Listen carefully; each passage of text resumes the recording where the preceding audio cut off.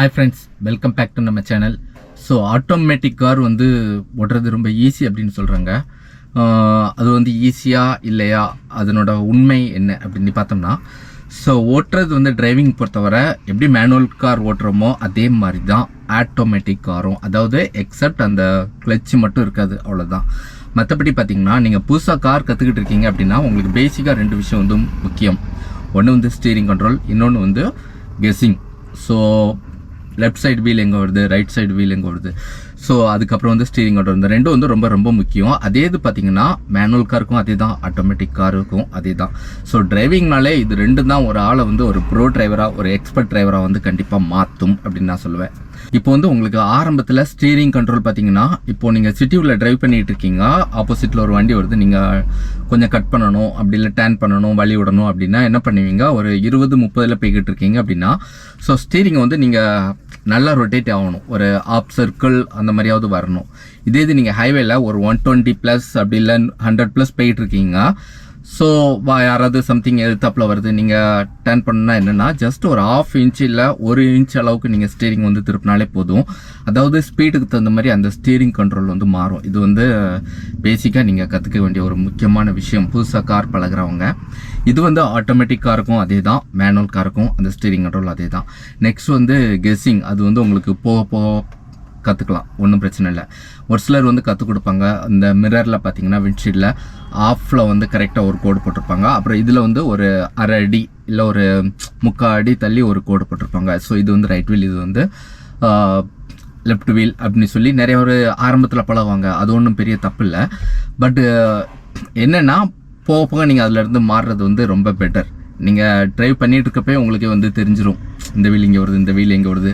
எக்ஸாம்பிளுக்கு ஒரு சின்ன பள்ளம் கிடக்கு, ஸோ அதை வந்து சென்டரில் விட்டுட்டு லெஃப்ட் ரைட் வீல் வந்து கரெக்டாக எப்படி போகிறது அப்படின்ட்டு ஸோ நீங்கள் இது பண்ணிக்கலாம். நெக்ஸ்ட் இன்னொன்று பார்த்தீங்கன்னா, நீங்கள் ஹைவேல போகிறப்ப அப்படி இல்லை இந்த ரோட்டில் பார்த்தீங்கன்னா சென்டர் மீடியனில் ஒரு கல் வச்சுருப்பாங்க, சைட்லேயும் ஒரு கல் வச்சுருப்பாங்க. ஒரு சிலர் வந்து என்ன பண்ணுவாங்க, இந்த வீல் வந்து இப்போ கரெக்டாக அந்த கல்லில் ஏறுதா அப்படின்னு பார்ப்பாங்க. ஸோ அதுலேயே வந்து கெஸ் பண்ணிக்கலாம், ஸோ இந்த வீல் வந்து இந்த இடத்துல வருது அப்படின்ட்டு. ஸோ அந்த மாதிரி வந்து லெஃப்ட் ரைட் வியூ வந்து பேசிக்காக அதுவும் முக்கியம், ஸ்டீரிங் கண்ட்ரோல் முக்கியம். இது வந்து மேனுவல் காருக்கும் ஆட்டோமேட்டிக் காருக்கும் சேம் தான்.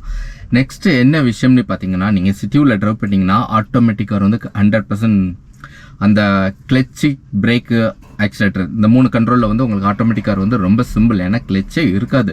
நீங்கள் இன்னொன்று ப்ளஸ் பார்த்தீங்கன்னா, ஆக்சிலேட்டரில் கூட நீங்கள் கால் வைக்க வேண்டாம். ஒரு பம்பர் டு பம்பர் டிராஃபிக்கில் வந்து கொஞ்சம் கொஞ்சமாக இன்ச்சாக மூவ் ஆகுது அப்படின்னா பிரேக்கில் மட்டும் கால் வச்சுட்டு விட்டு எடுத்தால் போதும். ஸோ ஆட்டோமேட்டிக்காக கார் வந்து நீங்கள் பிரேக்கில் இருந்து கால் எடுத்தாலே ஆட்டோமேட்டிக் கார் வந்து ஒரு 15-18 கிலோமீட்டர் ஸ்பீடில் ஆட்டோமேட்டிக்காக கொஞ்சம் கொஞ்சமாக மூவ் ஆகிட்டு இருக்கும். ஸோ அந்த ஸ்பீடே வந்து தேவை. இப்போ கொஞ்சம் ஸ்லோப் மாதிரி இருக்குன்னா அப்படின்னா மட்டும் உங்களுக்கு லைட்டாக ஆக்சிலேட்டர் ப்ரெஸ் பண்ணணும். ஸோ அது வந்து ரொம்ப ஈஸி அப்படின்னு தான் சொல்லுவேன். பட் போன வாரம் பார்த்தீங்கன்னா பிபிசியில் ஒரு நியூஸ் போட்டிருந்தாங்க, அதை உங்களுக்கு நான் காமிக்கிறேன் பாருங்கள். என்னென்னா ஒரு BMW காரு, ஸோ ஒரு ஆட்டோ மேலே கொண்டு வந்து மோதிருக்காங்க. 7 பேர் வந்து பயங்கரமாக காயமடைஞ்சிருக்காங்க. ஸோ அதில் உள்ள பொதுமக்கள் வந்து அந்த ஆளை பிடிச்சி போலீஸில் ஹேண்ட் ஓவர் பண்ணிட்டாங்க. அவர் வந்து போலீஸில் கொடுத்த வாக்குமூலம் என்னென்னா, நான் ஃபஸ்ட்டு ஆட்டோமேட்டிக் கார் ஓட்டுறேன், அதனால் எனக்கு கன்ஃபியூஸ் ஆகிடுச்சு, ஆக்சிடென்ட் ஆகிடுச்சு அப்படின்னாங்க. ஸோ இப்போ வந்து நீங்கள் ரெகுலராக மேனுவல் காரே ட்ரைவ் பண்ணிகிட்டு இருக்கீங்க, ஃபஸ்ட் டைம் வந்து ஆட்டோமேட்டிக் கார் ஓட்டுறதுல என்ன ப்ராப்ளம், ஈஸி தானே, கிளச் இருக்காது அப்படின்னு நீங்கள் நினைக்கலாம். பட் என்னென்னா கொஞ்சம் அதில் போயிட்டு இருப்பீங்க, ஆட்டோமேட்டிக் கியருக்கு வரும். இன்னொன்று பார்த்தீங்கன்னா, நீங்கள் டக்குன்னு ஒரு பேரிகார்டு வருது அப்படின்னா, அப்படி இல்லை யாராச்சும் டக்குன்னு கூட வராங்கன்னா என்ன பண்ணுவீங்க, ஃபஸ்ட்டு பிரேக் அப்ளை பண்ணிட்டு கிளச்சை மிதிப்பீங்க. பட் இதில் வந்து கிளச்சு இல்லாதனால என்ன பண்ணுவீங்க, பிரேக்கை வந்து கிளச்சு மாதிரி நினச்சிட்டு டக்குன்னு ப்ரெஸ் பண்ணிடுவீங்க. ஸோ அப்படி ப்ரெஸ் பண்ண உடனே என்னென்னா, பின்னாடி வந்துட்டு இருந்த வெஹிக்கிள் வந்து டம்முன்னு உங்கள் மேலே இடிக்கும். ஸோ இடித்த உடனே உங்களுக்கு வந்து அது திணறும், அந்த மாதிரி கன்ஃபியூஸ் வந்து நிறைய ஆகும். ஸோ அதுக்காக வேண்டியதான் உங்களுக்கு பார்த்தீங்கன்னா கீழே ஃபுட்ரெஸ்ட்டில் கால் வைக்கிறதுக்குனே, லெஃப்ட் சைடு கால் வைக்கிறதுக்குனே ஒரு சின்ன ஒரு ஃபுட்ரெஸ்ட் மாதிரி கொடுத்துருப்பாங்க. ஸோ அதில் வந்து உங்கள் லெஃப்ட் கால் இடது காலை தூக்கி வச்சுக்கிட்டு அதை வந்து தயவு செய்து ஆட்டோமேட்டிக்காக நீங்கள் ஃபஸ்ட் டைம் யூஸ் பண்ணுறீங்க அப்படின்னா அந்த காலை லெஃப்ட் கால் வந்து யூஸ் பண்ணவே பண்ணாதீங்க, அந்த காலை வந்து எடுக்காதீங்க.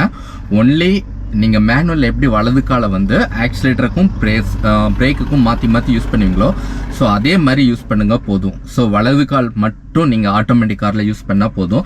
நீங்கள் லெஃப்ட் கால் எடுத்து யூஸ் பண்ணீங்க அப்படின்னா அது வந்து உங்களுக்கு ரிஸ்கில் முடியும். ஸோ நம்மளுக்கே பார்த்தீங்கன்னா அந்த மாதிரி ஒரு அனுபவம் உண்டு. அது வந்து நம்ம சேனல்லே நான் போட்டிருக்கேன்னு நினைக்கிறேன். கிருஷ்ணகிரி போகிறப்போ வந்து பாதி தொலை ஓட்டிட்டு ஃப்ரெண்டுகிட்ட மாற்றி கொடுத்தேன். ஸோ அவர் பார்த்தீங்கன்னா மஹிந்திரா SUV வச்சிருக்கிறாரு, ஃபுல் அண்ட் ஃபுல் மேனுவல், அதிலே ஓட்டி பழகிட்டார். ஆட்டோமேட்டிக் கார் வந்து இப்போ தான் ஃபஸ்ட் டைம் ஓட்டுறாரு. ஜாலியாக ஒரு 70 கிலோமீட்டர் ஸ்பீடில் தான் நார்மலாக பேசிட்டு போய்கிட்டே இருந்தோம். ஏதோ ஒரு இடத்த காட்டினார், இந்த இடத்துல தான் லாஸ்ட் டைம் அப்படின்னு சொல்லிட்டு காட்டுறப்போ என்ன பண்ணார், பிரேக் மிதிக்கிறேன், அதாவது கிளச்சை மிதிக்கிறேன் அப்படின்னு சொல்லிட்டு டக்குனு பிரேக்கு அமுக்கிட்டார்.